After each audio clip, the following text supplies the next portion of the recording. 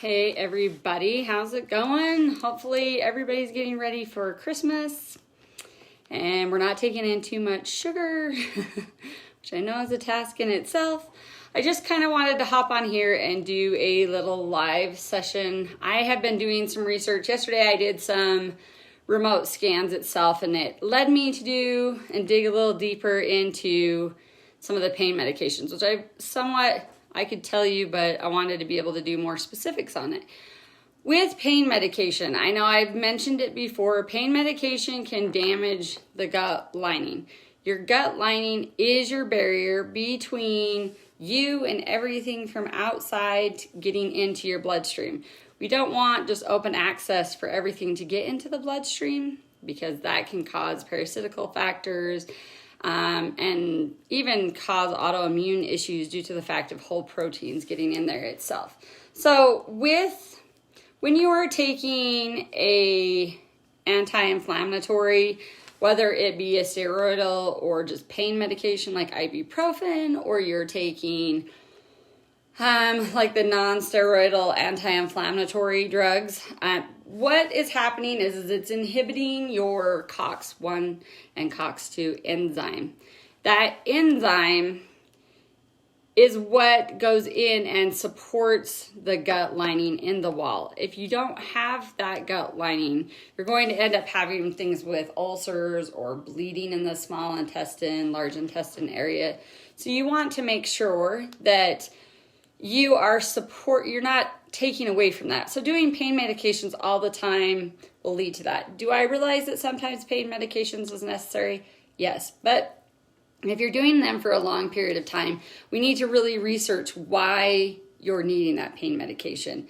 With the arthritic factors, a lot of things can come into play there. You have the guanidine that can end up being produced from a compaction within the colon itself, which I would say a lot of people, due to the diet, liver's getting overwhelmed, we're not excreting our bowels well enough in a day, we're building up compaction. That compaction then can lead to the guanidine itself being produced, and it works its way up the colon into the liver, and then it spills out into the bloodstream. That will cause alkalinity in the bloodstream, and you'll get stiffening and such in your joints that can be very painful. Not to mention that you've got toxins you're holding on to and all these other factors.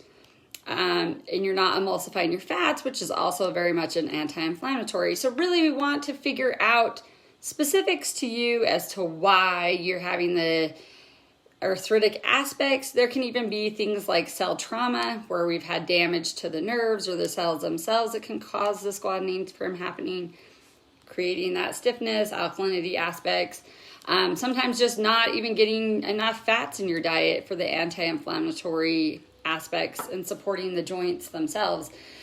The bowels being compacted also can play a big role into ligament pain and things shifting improperly, because we absorb our minerals in our large intestine. That large intestine is where we get in the last bit of water, we excrete toxins, and we absorb our minerals.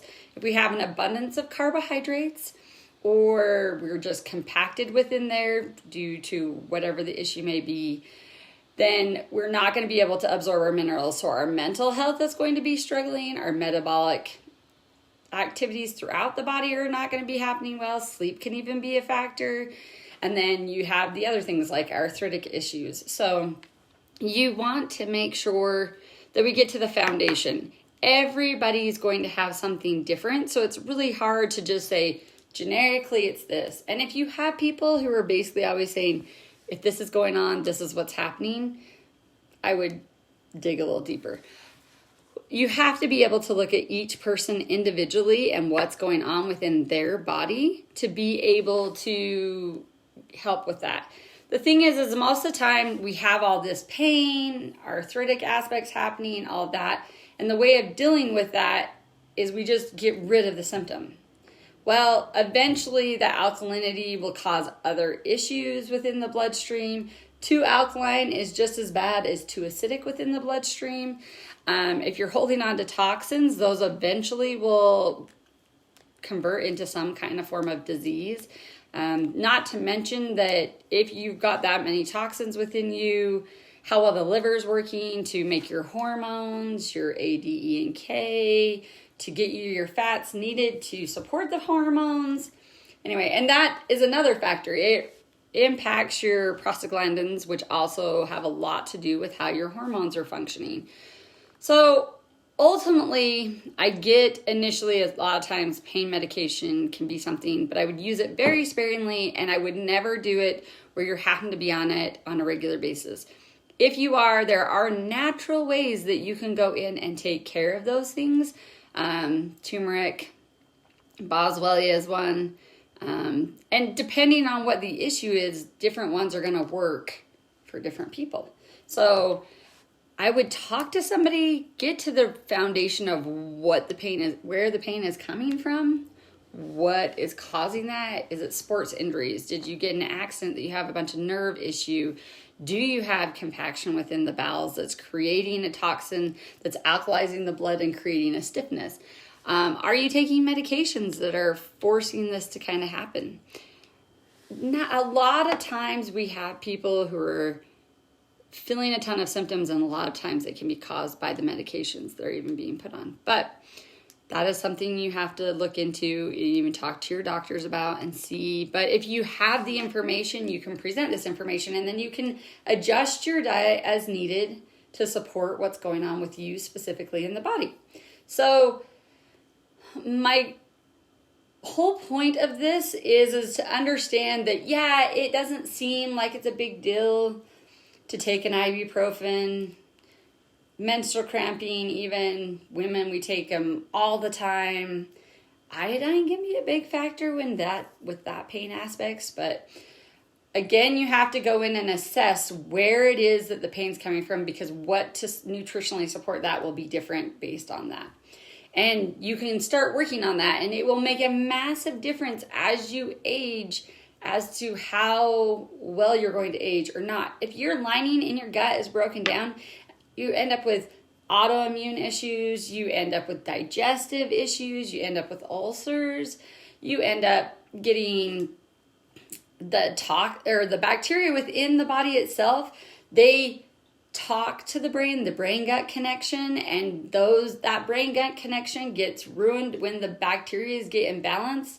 The bad bacteria, when they overtake within the gut because there's damage within there, they start producing toxins and even neurotoxins that impact how you're feeling mood-wise. They impact how you're functioning every day, how you're metabolizing your food. You can have an abundance of allergies due to the fact that you've got all these toxicity issues going on with the bacteria itself. You've got damage going on to your lining. Your lining's not being produced properly. There can be fairly big issues, but there's fairly simple resolution to fixing those things. And a lot of times the doctors will come and say, you're just at a point where there isn't anything we can do for you, and that you have to be on this medication. But 9 times out of 10, you're going to have something that you can actually start nourishing and rebuilding, and that in itself will help you in the long run, and it will make life better in the long run. And I know sometimes it doesn't seem so exciting to put in that work, but you're worth it. It will pay off. It will do better for you in the end, and it can be fairly simplified. It feels overwhelming, I know, at first, but anyone you're working with, they should be able to simplify it enough for you to be able to help you guide it through. And that's why you work with somebody, is because they understand these things deeper and that they can help express that. So if you need help or guidance with figuring out the foundation, I do have. If you're local, I do the scans within my office. I have been able to do some with remote scanning itself. There's also the symptom survey and talking over the phone or FaceTime. So let me know how I can help. You can go to utahfoundationalnutrition.com. You can book appointments there. You can take the survey. I can send email. We can discuss what the findings are. So let me know. Hit me up and let's take care of it.